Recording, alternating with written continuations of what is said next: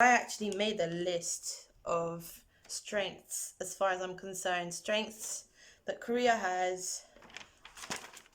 Massive list. I keep adding to it, right? There's so many on here. Like, this would be a 1 hour video, so I'm just having to pick and choose. Okay.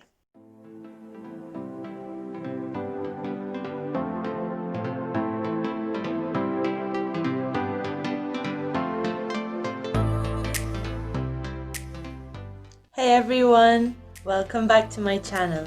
Today I'm going to be talking to you about things I really like about South Korea. There are so many things I love about Korea. I've thought about this for a number of days now, and I've come up with quite a few things. So I'm going to try and mention just some of the things that I like about Korea.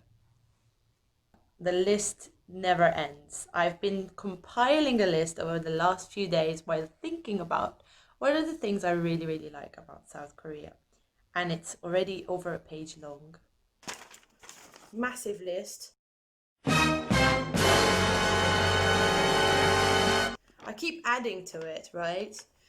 There's so many on here. Like, this would be a 1 hour video, so I'm just having to pick and choose. Yeah. So obviously, before I mention the things that I really love about Korea, maybe I should say how I found out about Korea first and when that was. So I think the first time I heard about Korea was around 2009, when I was doing my postgraduate studies in a university in London. Half of the students in my course were from South Korea, and I never heard about the country before then. I became really good friends with them and we hung out quite a lot, and I found out very slowly about South Korean culture, the food, and some of the music as well. And of course, the music part grew when obviously Gangnam Style became quite a hit, and I followed it on from there.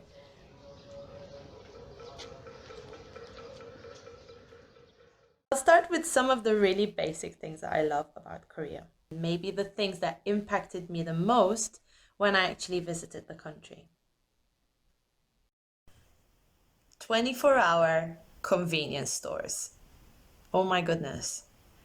For someone like me who's a night owl or a musician where you have gigs and you finish working quite late, you tend to get a little bit hungry. I mean, your eating and sleeping patterns are not normal, right? My biggest problem in Europe is I get hungry at certain hours when everywhere is closed, including fast food joints. And sometimes I just want something really simple, something I can just heat in the microwave real quick and have a quick snack before going to bed. I'm not talking about a 3-course meal here. South Korea offer food 24 hours a day. These convenience stores, which are practically everywhere, and there's so many of them, are open 24 hours a day, and you can just walk in, get your ramen, get your rice, your bento, whatever you feel like eating. They offer a microwave, sometimes there's a seating area, and you can actually heat the food up and eat it in store, in the actual store. That's amazing. Any time of day and night, 24 hours a day. Wow. I mean, for me, that's a massive life-changing thing. Massive. So yeah, Europe, can we get some of these 24-hour convenience stores with this amazing yummy food? Please? Please, Jebal? Coin Karaoke, also known as Coin Noraebang.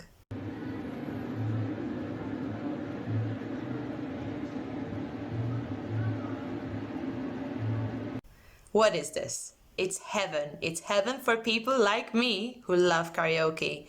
We're not talking about sitting in your room with your laptop and a hairbrush and singing to yourself. You have an actual private room that can take up to about 4 people. You can have larger rooms, of course. Actual microphones with reverb or the very famous Noraebang echo they have in Korea. You see them in K-dramas, right? Disco lights, massive TV, and it costs as little as 1,000 won to have a few songs and to sing your heart out. How amazing. Hold up. Karaoke in my country is very different. You go up to the DJ, you ask for your song, and then you sing it in front of a bar full of people. It's not private. But to be fair, they do support you and everyone cheers you on. You know, it's quite nice that way. But I guess you need a few drinks to pluck up the courage to sing in front of a bar full of people. Okay, so let's take a minute to talk about the T-Money card. What is the T-Money card? It is basically like a contactless card that you use to access transportation. If you're in the UK, you have something similar called the Oyster card, which you can use to access buses, underground trains, and some of the overground trains, depending on where you're going on the network. But T-Money card is so much more. T-Money card has power, ultimate power. Okay, so what can you do with a T-Money card? You can also pay for taxis. That's right. So let's say you misplaced your wallet or you left it somewhere and you need to pay for a taxi to get home. No problem. Use your T-Money card. Of course, your T-Money card needs to have money on it. It needs to be charged. So where do you recharge your T-Money card? The obvious answer is subway stations. But here's the good part. You can also charge your T-Money card in any convenience store. And as we said earlier, these are open 24 hours a day. Wow. South Korea is amazing. Did I mention that if you order food, say you're by the river and you're hungry, you order food delivery, they can find you. Anywhere. They will just find you. You know how massive the hangang is? They will find exactly where you are and deliver the food. Whoa! I think South Korean people have supernatural powers. I mean, they are kings of the world when it comes to food, food delivery, and making food available and amazing food. Yeah, they take the cookie. We all know that Korean people have a strong tolerance for spicy foods and alcohol.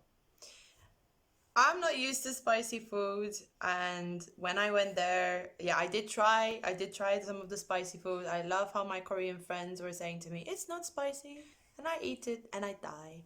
And that's fine. I'm not used to it, you know. But it's actually really delicious and really tasty, and it makes you want to just suffer through all of that spice to actually enjoy the food. And you get the street food, which is wow, wow, wow. And my personal favorite, Korean fried chicken. Let me say that again. Korean fried chicken. I love chicken. I love fried chicken, of course. Korean fried chicken changed my life. Now, I have my personal favorite in Korea, which I won't mention. Everyone who knows me knows my love, my heart lies with this particular brand of Korean fried chicken. But they also came up with this other thing called chimek, Korean fried chicken and beer together. Wow. Good call. And they also came up with something else, soju and beer together, somek. Amazing. I can't stress that enough. And my last one, rice wine, makgeolli. Ooh, makgeolli with pancake. Wow. Amazing combination. So listen, Korean people know their food. Okay, I used to think Mediterranean people know their food. Yes, we do. But Korean people know their food too.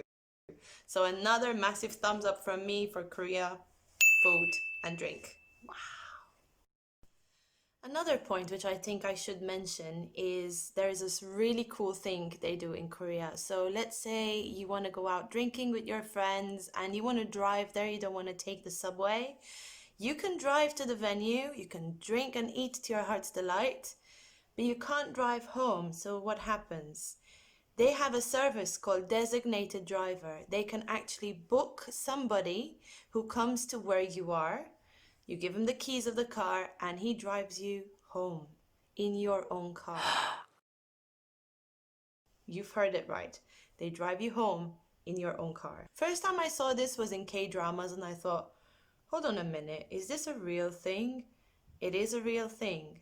And I can't imagine this working in any other country that I know about, because yeah, this person is driving your car while you're pretty drunk in the back or pretty much gone, and they take you home to your home address, so they know your home address. Yeah, I don't know if this would work in any other country. It certainly works in Korea, so I think that's a strength for Korea. And it just shows how dependable and safe the country is as well. So I think that's brilliant. Thumbs up. Yeah, cool. So I think that definitely counts as one of Korea's strengths, right? Did I mention Wi-Fi in Korea is insane? It's fast, it's accessible everywhere pretty much. Yeah, I mean, my videos when I'm streaming, they don't stall in Korea. They've never stalled in Korea. And once you get used to that Wi-Fi speed, when you come back to Europe, you just think, my life sucks. Wi-Fi sucks in Europe because, you get used to something completely different. So yeah, another big thumbs up. Wi-Fi in Korea is amazing. Yeah. The subway also has Wi-Fi. Yeah, there's no signal in the London Tube, but the subway in Korea has Wi-Fi and signal. Thank you, Korea, for doing that. And air conditioning in the subway as well. I miss that in London, especially in summer or rush hour. I miss it. Although the aircon in Korea can be a little bit strong. Yeah, like I used to freeze sometimes. Yeah, yeah. But it's good. Aircon in the subway, always. Massive thumbs up. I think one of the biggest strengths that I see in Korea coming from my background is the fact that they put so much effort in promoting their traditional culture.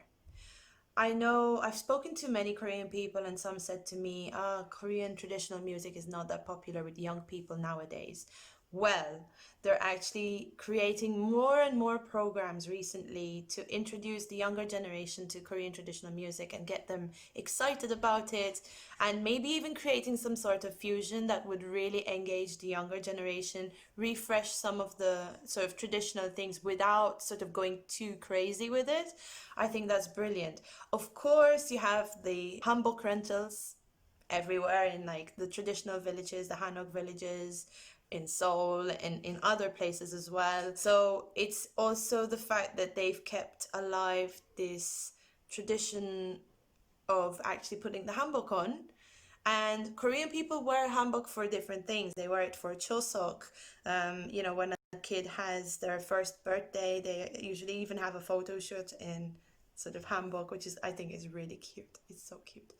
I mean, what is there not to love about hanbok? I love hanbok. Even I wore hanbok when it was 29 degrees and I was roasting, but it was amazing. It is a great experience, and it's actually really nice that tourists get to experience that. And not only that, they couple it up with something like it is free entrance in the palaces if you're wearing hanbok. So they're actually also encouraging you to have a more, how can I say, sensory experience.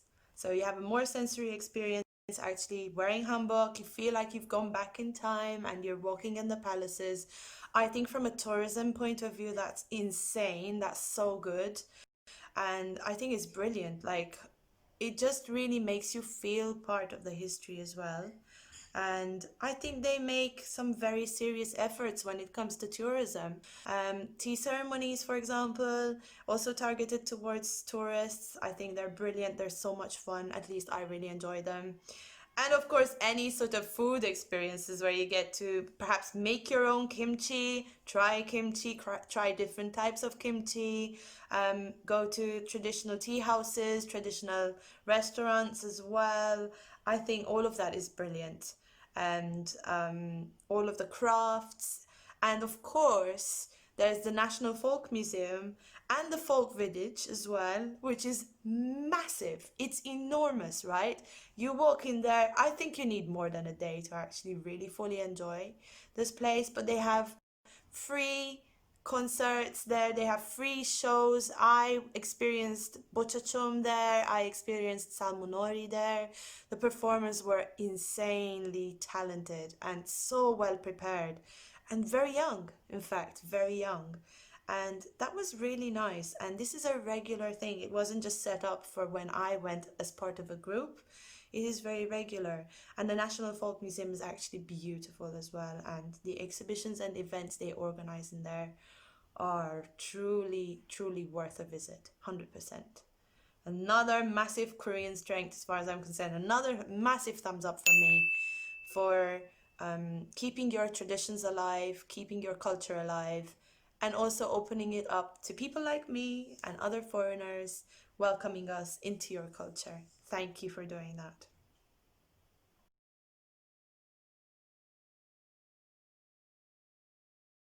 Another point I want to make about opening up Korean culture to foreigners, not just traditional culture, this time I'm going to talk about K-pop and Hallyu and sort of the more contemporary culture. They have many contests in Korea that they are organized by Korean government or other sort of offices, but targeted towards foreigners abroad. And so like language contests, they have K-culture contests, which even I participated in and learned a lot about Minyo and Pansori. It was one of the best experiences of my life.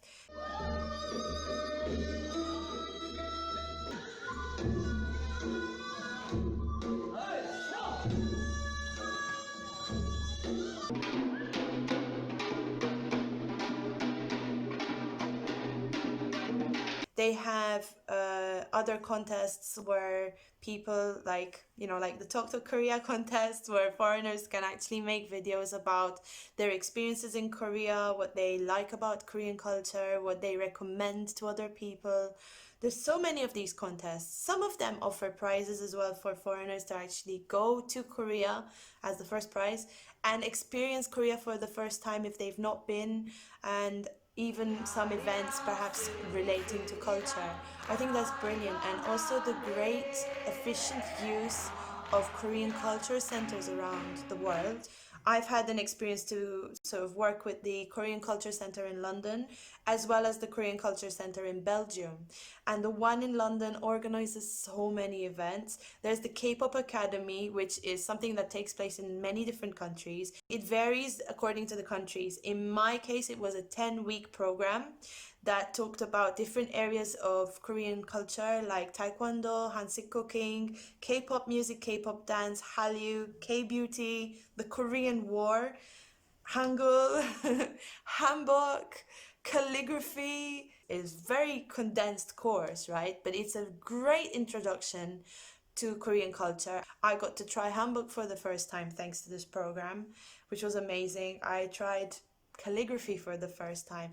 But they also have other workshops on the side like minwa, which is the silk painting technique, and also how to make makgeolli. I learned how to make my own makgeolli. How cool is that? So yeah, Korea really invests a lot in sort of selling their culture and selling their country to foreigners abroad. And I'm a little bit envious. I wish my country, Malta, would do a lot more in this respect.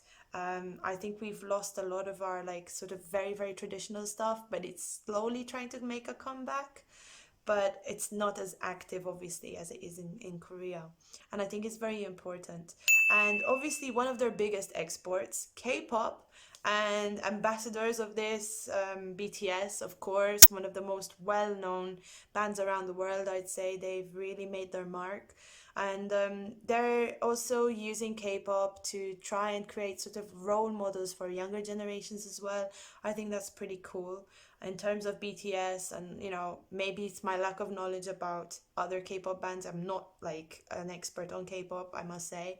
But in terms of BTS, the UNESCO speech and them speaking out for different sort of causes, I think that's really brilliant. And it's good and healthy to have like proper role models as well for the younger generation. When you have K-pop music in general, I'm just not just talking about BTS, I'm talking in general. So many people around the world who don't even speak Korean actually sing the songs. And maybe most of them actually decide to learn Korean because they love the songs so much they want to be able to sing them properly or understand what they mean.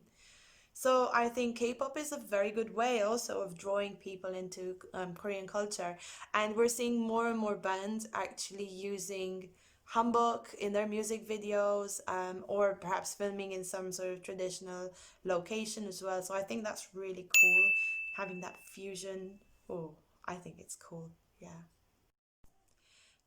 Let's talk about public toilets in Korea. First of all, one thing that really struck me was how clean they were. I was really impressed. And also, free of charge to use. Wow. Yeah. So those are two things that really impressed me. But another thing was I got to go into one particular public toilet and I saw this contraption at the side. I was like, what is this? Looked very strange. It looked a little bit like a doorbell or something.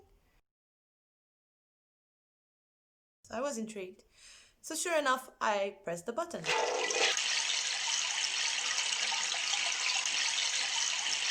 And I thought, what is this? Inside the toilet cubicle. I don't know what this is. So I did a little bit of research and I found out that that's used to cover up any unpleasant sounds taking place in the toilet cubicles so that you don't, let's say, upset the other people in the toilet. Music in Korea. I think Korean people are very musical people. Not just they are musical people, because I don't know anybody who doesn't go to Noraebang, which is karaoke, and sings their heart out. I think they also do this as a team dinner from work or, just basic entertainment. These Noraebang places are everywhere. But let's just talk about similar devices to this that I saw in the public toilets that plays melodies. So I get to the airport, and sure enough, in the background, I hear this noise. And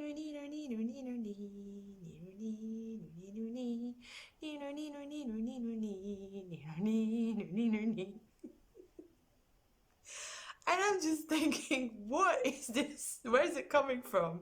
What is this? I thought it was a kid's toy or something. Nope. It was someone actually cleaning the floor in the airport. And just to let people know that he's coming with his vehicle, is playing this so everyone can hear it. It's very loud. So everyone can hear it. So it's like, oh, hello, that's interesting. So instead of honking and shouting, get out of my way, or you'll be hit by this vehicle, they play a melody. Same goes for home devices. When I say home devices, I mean like the washing machine. We've got a washing machine, and the sound it makes is this.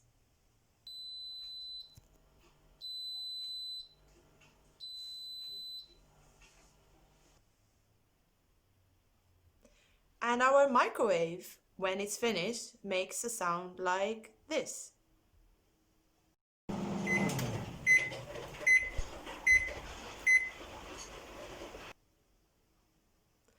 which can be really annoying sometimes, right? In Korea, they make a different sound. They actually play a melody, like this.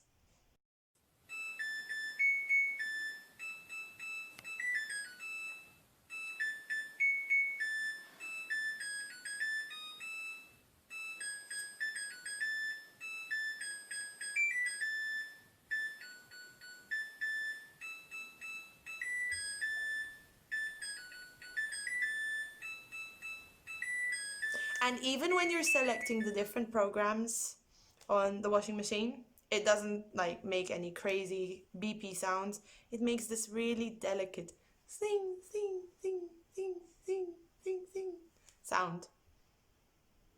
As a musician, I notice these things, okay? As a musician, it's impossible for me not to notice these things. And I find them very amusing, and I found them extremely pleasant.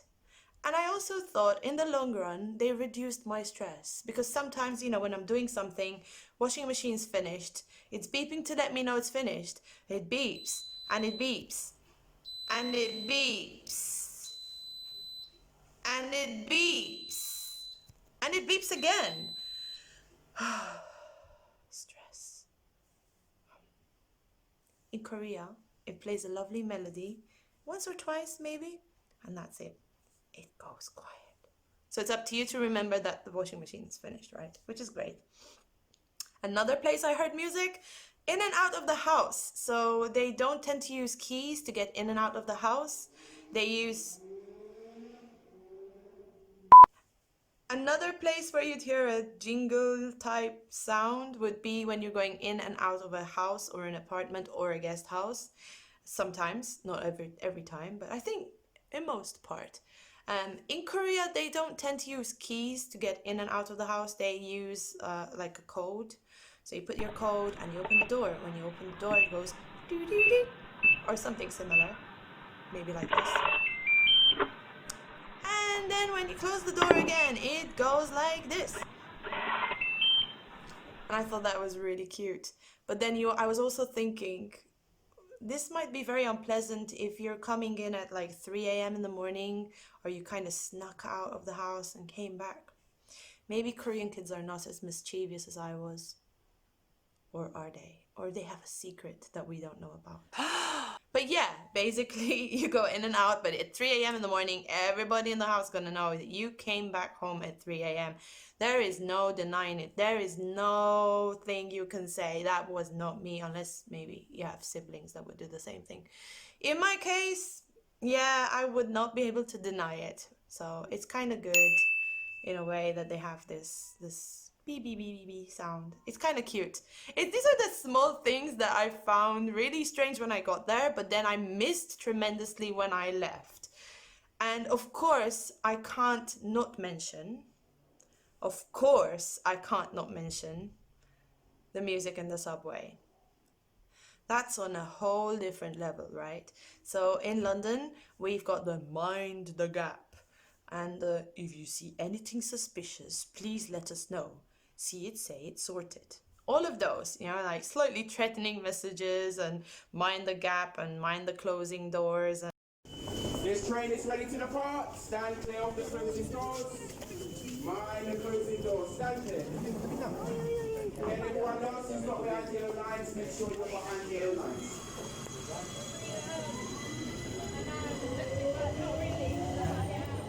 Don't leave your bags unattended, all of that, right? All of that goes on in the tube. And obviously the doors, like, they beep when they open and close, fine. In Korea, not all the lines, but I think maybe 2 or 3 of the really, really main lines, you get different songs, like this.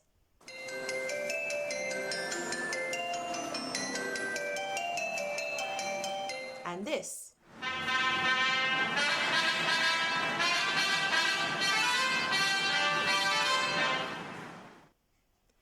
Those songs get stuck in your head, like you cannot get them out of your head. They're brilliant, and I actually wait for them. When I'm in Korea now, I wait for them when I'm on those lines.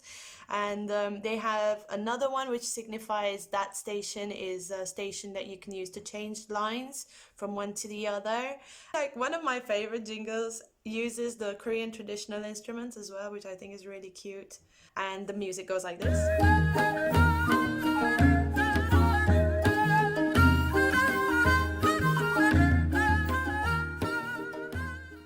I actually learned how to play all of those. I think they're brilliant. I think they should have more. Please have more of those sounds on the subways. And maybe, yeah, London, try and, have some songs on the subway too. It would be fun. I mean, yeah, use a Beatles song or something. Oh, maybe that's too hard for copyright and stuff. Anyway, yeah, I think Korea is a very musical country in general. Korean people are very musical people. And I think that's a big thumbs up from me. Huge, huge, as far as I'm concerned. Huge Korean strength. Musicality.